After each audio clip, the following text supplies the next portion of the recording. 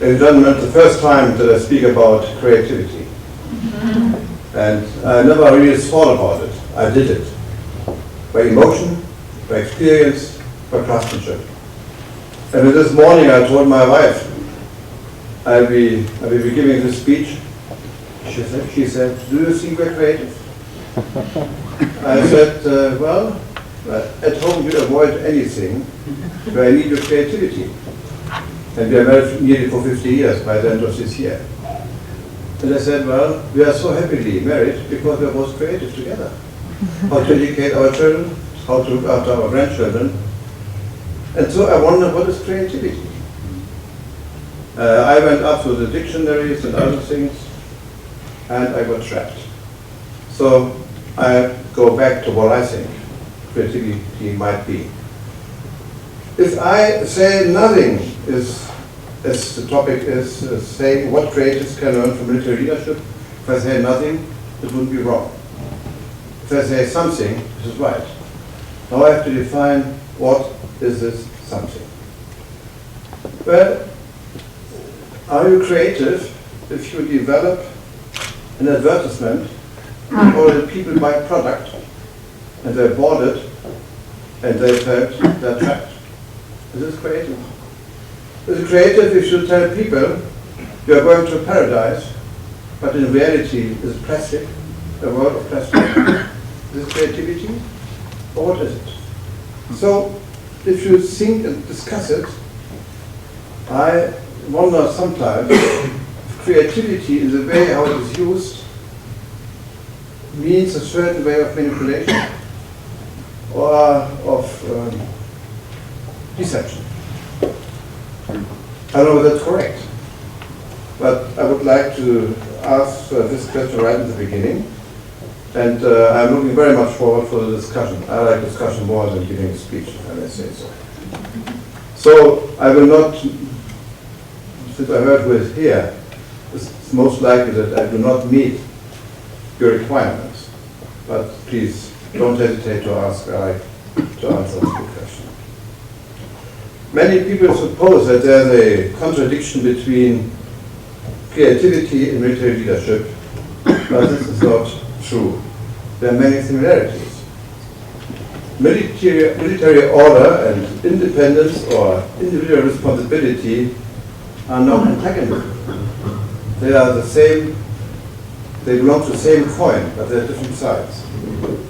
There are some things that creatives can learn from military leadership, yes. Not only discipline and accuracy. If you see what has just been published about the life of Michelangelo, I think he's undoubtedly a very creative person. He has been a very creative person. And all what he had done could only do with his own discipline, which he put on himself. And so I think creativity and discipline belong to each other. As von Moltke once said, genie is just flies. Not right. I don't know. It's he said, genie is hard working. And that's right. And I think creativity needs, I don't know how much, a certain discipline. Military leadership demands, as is very often forgotten, imagination and fantasy. And therefore, I would like to cover these questions in four. First of all, I would like to remind you that many innovations are the result of military invention. When I was Deputy Minister of Defense and responsible for research development and armament procurement on all these questions, I realized how many we got from, we could use from military research and development and spin-offs for civil life. For instance, going back to the history, horseshoes and stirrups gave more stability to the horsemen. Since the 13th century, the Chinese used black powder as a weapon. In the Byzantine Empire, they developed flamethrowers. I recall microwaves, nuclear power, radar, sonar, GPS navigation, all these. And one great philosopher said, that the war is the father of all. This was 500 before Christ, Heracles.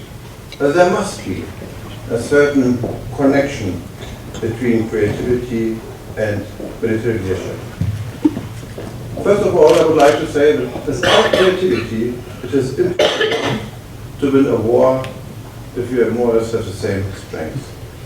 Creativity is necessary for the construction of weapons and armament, but also for the motivation of your troops. For motivation, maybe we can later discuss, and the demotivation of the opponent, because what you have to do in strategy is to support your own and to try to demotivate the enemy. It's important that creatives first define what they would like to establish. Otherwise, they have nice ideas and gadgets, but don't know what for. And I had many military commanders who had every day a brave, very good idea, but they never did it. So I always said I prefer a man who has once a week or once a month a good and bright idea, and he's doing it. Having many ideas and not putting them into effect. Therefore, creativity is not l'art pour l'art.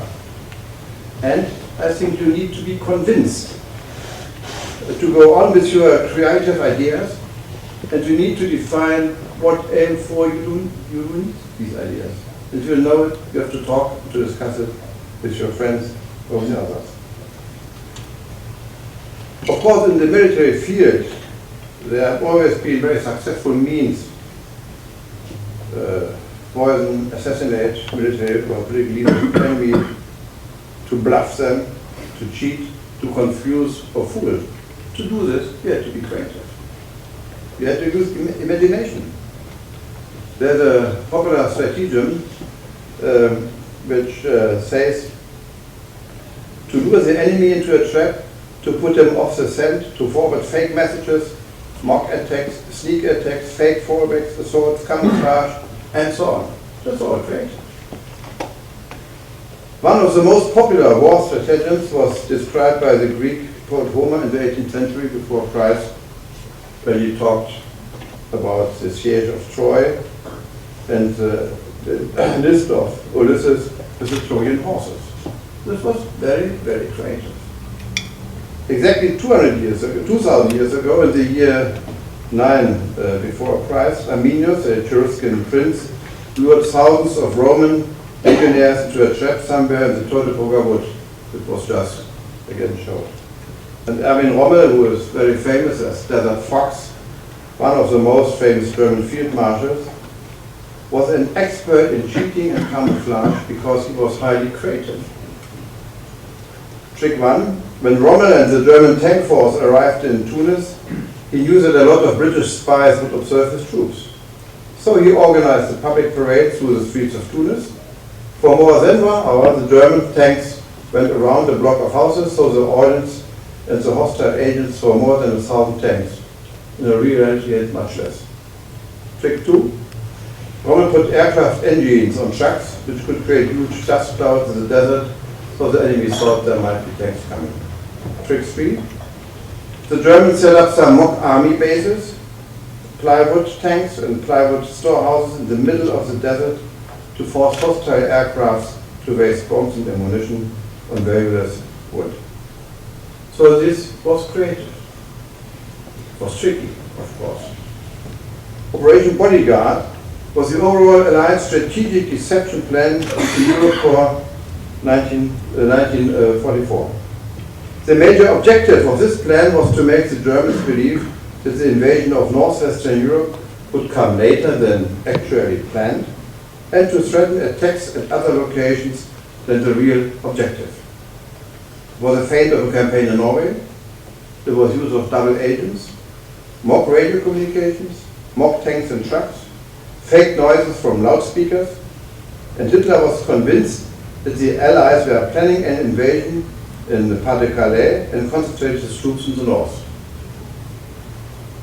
Operation Bodyguard was highly successful and was an important precondition for the surprising attack in the Normandy. The name Bodyguard was derived from a comment by Winston Churchill to Joseph Stalin in the Tehran conference in 1943, when Churchill said, In wartime, truth is so precious that she should always be attended by a bodyguard of lies. And if I may say so, if this is in wartime, how is it if you're competing against each other? A lie is nothing else than a creative truth, one could say. And where is directly the borderline? And what's your responsibility to define where is the borderline you should not cross in using the creativity and imagination? 500 before Christ, a famous Chinese general and philosopher Sun Tzu wrote The Art of War, very famous book still on the shelf. Until today, it's a definite work on military strategies and tactics. After 2,500 years, it is still highly actual, interesting, and I think it might be even interesting for you. Sun Tzu describes very impressively how creative and flexible the soldiers, and especially the military leaders, have to be. He said all warfare is based on deception. And is creativity related to forging another imagination, maybe deception? An old military principle, camouflage and mock. He says, hence, when able to attack, we must seem unable.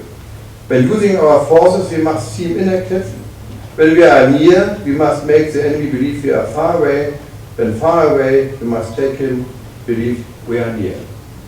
Always trying to get the opposite imagination in order to reach a goal. And then he says, hold out baits to enter the enemy, feign disorder and crush him. If he is secure at all points, be prepared for him. If he is in superior strength, evade him. If your opponent is of choleric temper, seek to irritate him. Pretend to be weak, that he may grow arrogant. If he is asking his ease, give him no rest. If his forces are united, separate them. Attack him where he is unprepared, appear where you are not expected. Always the way how to surprise and how to keep it different.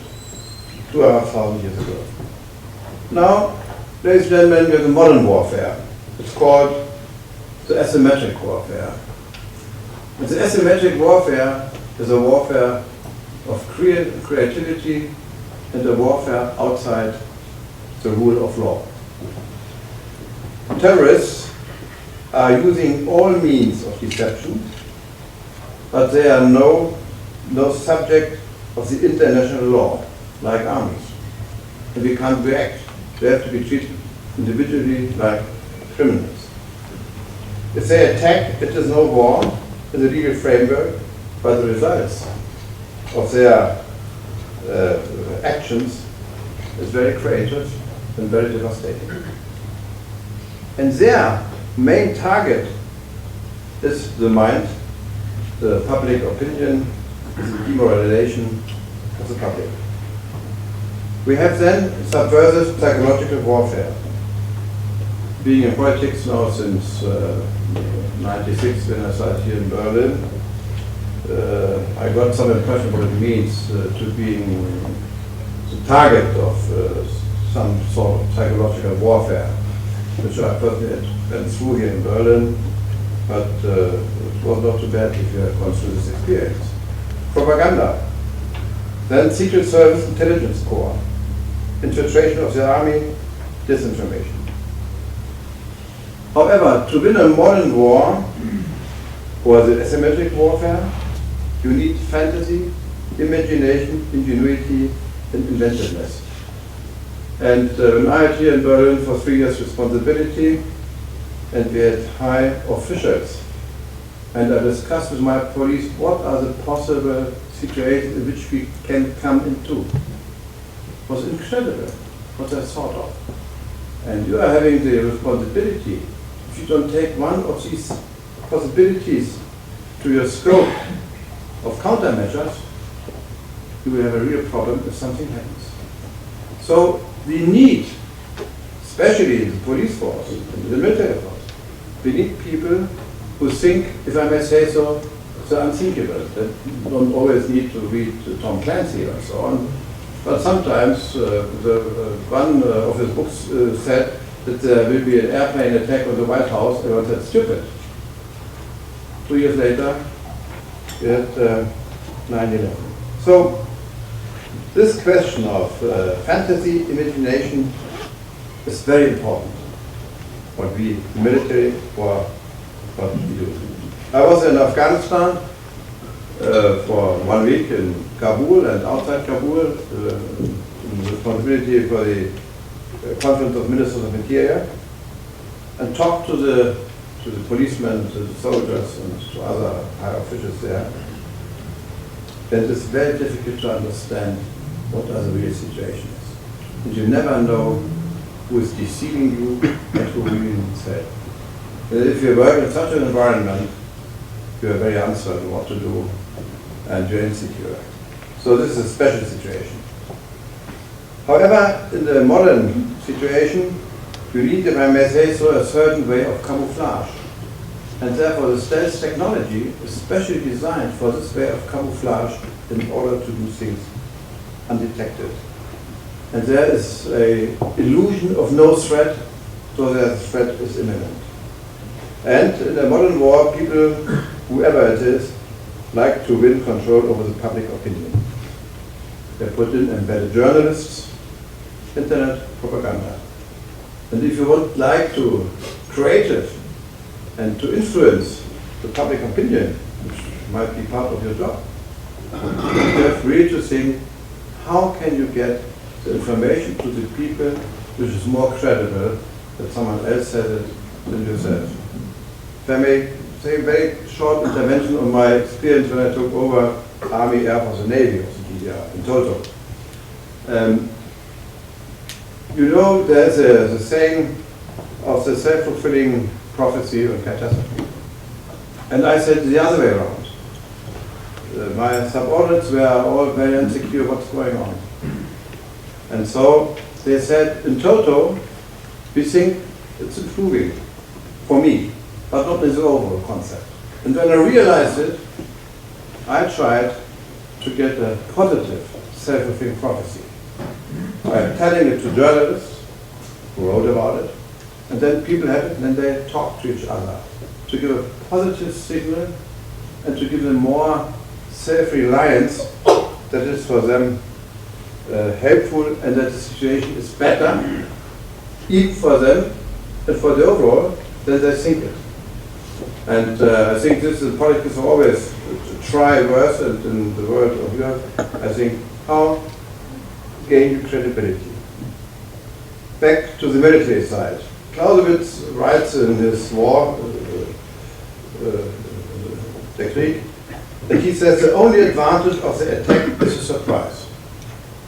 And if you're a military leader in wartime, the main thing you have to do, how can I get surprise? To gain the surprise, you have to be creative. Because if you do as things are foreseen, there's no surprise. To gain the surprise only if you're creative in many areas. You can try to promulgate illusion in order to win surprise. And in a complete different relation, I found Shakespeare. He wrote in Macbeth, a discussion between the three witches when they talk about Macbeth. He writes, the witch says, and that, distilled by magic sleights, shall raise such artificial sprites as by the strength of their illusion shall draw him on to his confusion. He shall spurn fate, scorn death, and bear his hopes by wisdom, grace, and fear. And you all know security, its mortal's chiefest enemy. What Macbeth describes here is that what I mean. If you're surprised and say the other one, here you are safe, then you can have success. Now let me very briefly go to the Federal Armed Forces now. The main thing is the Federal Armed Forces, of course you need a chain of command, but in the chain of command we have a command structure which says that the people on the spot have to decide how to do the job. And I think that's the utmost importance, to train your people that they can do their own job. If they get trained, the objectives, they can do it. How they do it, that's their job. That's the difference between the American command structure and our command structure. This has been developed in the German army from Prussian times. As I said, we want the military leadership on the spot, doing it on their own, and we are not giving them every detail. The Russian army and the US army have more order type tactics. The leader has to develop a plan how to reach the aim. And here's creativity. The superior leaders have to give him a scope of possibilities, and he has to decide on his own. He knows what people can. And however creative you are, you need to have people who take it up, who follow it up, who then really can translate it in wartime into a battle, in your time into a battle for advertisement or whatever is necessary. You can have the best ideas, you can have the people who understand you, you will have no success, and that's the point. In the army you see earlier than in other ways, maybe. In our army, the objective is a mission. The way how to reach this objective, how to fulfill the mission, is a decision of the local commander. And this type of leadership gains people who think in alternatives. And if you are trying to lead people, you need to think in alternatives. And when I go to politics and people come and say there's no alternative, I said it's absolute rubbish. There are always alternatives. They may be not as good. But first we have to discuss the alternatives before we can decide whether there are alternatives. And I think creative people, they work on alternatives. They want to identify, is there an alternative? And therefore in the military field we try to educate people, to train people, that they look for alternatives. But if they have taken a decision, they have to be reviewed and go forward. And since you are working in a global or in a local market with your own dynamic, everything you do, you have to do in a given time. I'll give you an example. When I went to our General Staff College, at the end of our course, we had a competition with young economic people from the British Petrol Company, who were in Landsberg as well, where our academy was. And we got the mission, together at the same time, to develop a plan how to introduce a certain product in the market. We got all the details. We were no experts on it. But the difference between the economic people from the British Petrol and others, we first organized as staff. That we were the chief of staff, we are responsible for personnel, and we are responsible for all the different things. Timetable, at 6 o'clock we have to deliver the results. So, whatever you do, 4 o'clock I would get basic thinking, then we sit together, we discuss it, and then I will prepare a decision, we will discuss the alternatives, and then we'll be in time. We stick 6 o'clock, we delivered our results, and our compatriots, 7:30, they said it was so much important. And so I think the time factor is of utmost importance, because if you have a certain aim and a certain what you want to reach, then you need to see that the situation is always changing, be it new products, whatever. And you have to aim exactly at this time table and to aim to reach the time under these conditions under which you have developed your concept. Of course, in the military field, there are other challenges which might not be same for the civil life, I may say so, courage. But sometimes you need to be courageous in order to talk to your superior. So I said, I think you are wrong. Because I said, you might be wrong, to put it more polite, but to explain it. And my children are between 40 years and 49 years old. I tell them, whatever they are different professionals, say, whatever you think, never go away and say, yes, if you're not convinced. tell your superior why you're not convinced. And I think in the job of creativity, you need to be convinced, you need to accept a decision, even if you think that it might be wrong, but that these people who have the responsibility, that they have taken your arguments into account and spoken to it. And if you do not have a chance to with such a client, I think you will fail. Readiness to be proactive, readiness to take initiative, and readiness to assume a risk. The one facet or argument of creativity is that you never know. You cannot be sure whether that, what you think is very creative, very innovative, that might be accepted. Sometimes we are very creative, very innovative, but 5 years too early. Then time comes. So these are the points I think you have to take into account, be in the military leadership, in the military field. We have a given time frame and we have to do it, then we do it, but we have to do it in time. You can, as I see correctly, decide on more on your own timetable. But if you have a timetable, then you have to deliver.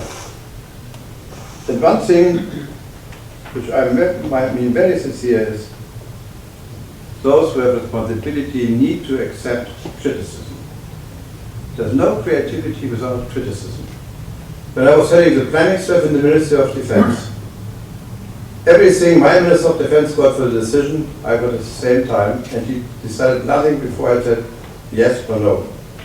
I had 18 people working for me, all 3 services, then civilians, physicians, lawyers, and you always had working groups, one on nuclear strategy, another on military tradition. You put 3 people together, 2 experts and 1 non-expert. The non-expert, he knew he got the mission to ask all the questions everyone else will ask. And by this, as a technique, we were able to complete with the whole Ministry of Defense with the basic questions which a Minister of Defense has to decide. Therefore, ladies and gentlemen, accept criticism. I know many do not. And in this context, I said to my people, in our room you can say everything, but if you have discussed it and finished, and it's decided, then we have to stick what has been decided. And this people very often forget. And even creativity, if you work for a certain aim, and you have come to a conclusion, then I think after a discussion, all have to stick to this. What I said up to now, I think it's clear that this approach of maneuver, free maneuvering, describes the activities and flexibility which we try to train our officers. And since the war is dynamic, the leadership has to be dynamic as well. Flexibility, thinking, acting. And one thing I always said to my people, do the unexpected, be creative, or try to surprise the opponent. In the decision-making process, it's a complicated thing to describe really what you would like to reach with the operation. And if you describe the aims and objectives, all the others can unfold. If you describe what you would like to reach in the wrong way, you will come to complete different and maybe wrong results. And therefore, what are the rules for success? First of all, I think you need the will for success and the strength of purpose. You need a certain conviction what you are staying for.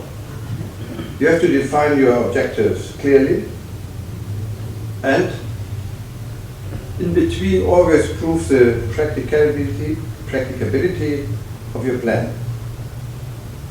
And then follow the rules of engagement, and the military side stick to the human rights. But since I do not know exactly where the borderline is, which is relevant for you, your profession, I would say that was a borderline. Where is the advertisement, where is reception or whatever. may be interesting. And one important point is stick to the easy things. I know so many people, bright ideas, fantasy, and do it. After a certain time, no, I can't do it. So you have to develop this progressively. And think in alternative solutions, but do not deviate from your aims and objectives. If you have defined the aim and objectives, you have to stick to it. You can discuss alternatives, how to come there. Because if you start then changing the aims and objectives, the coming process with no decision making at the end of all. And therefore, do the unexpected, be creative. Ladies and gentlemen, let's sum up. Military decision-making process in wartime maneuvers and many fields starts with a creative process, which we call estimate of the situation and develop alternatives. And there, in these alternatives, you have to develop creativity. Military leadership, we need, of course, a strong will, a good view for the reality, the ability to calculate the risk and develop alternatives. And if you are convinced that you are right, you sometimes tend to forget that there might be risks. And I think you have to discuss and calculate the risks and to say what I'm going to do if this risk becomes reality. What are the alternatives? This has to go, I think, in parallel. Ladies and gentlemen, today, to design any strategies, you need creativity, fantasy, and courage. It does not matter where you do it.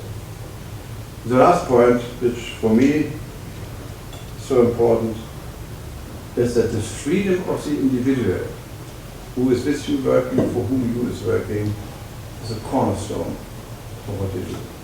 And to accept each person as a different individual. With hopefully strong thinking, but that you take him sincere, that you argue with him, and that he knows my boss or whoever, my colleague, says yes, he takes me sincere. Because he decides differently, that's not the point. To sum up, I can't answer your question. I can give you just some hints and say how I see it from my experience. Now, last point, politics. I went to politics in January '96. I became here Senator of Interior. And politics, the rules are different. If you would like to know how they are, I wouldn't explain them in detail. But the deception is part of it, of course. And confidence might be misused. Friendship, comradeship, which I learned in my first profession, is not sometimes used, but it doesn't work. So there's a complete different world. And maybe you're living in some of the world which might be similar. I don't hope so, but I don't know. Thank you.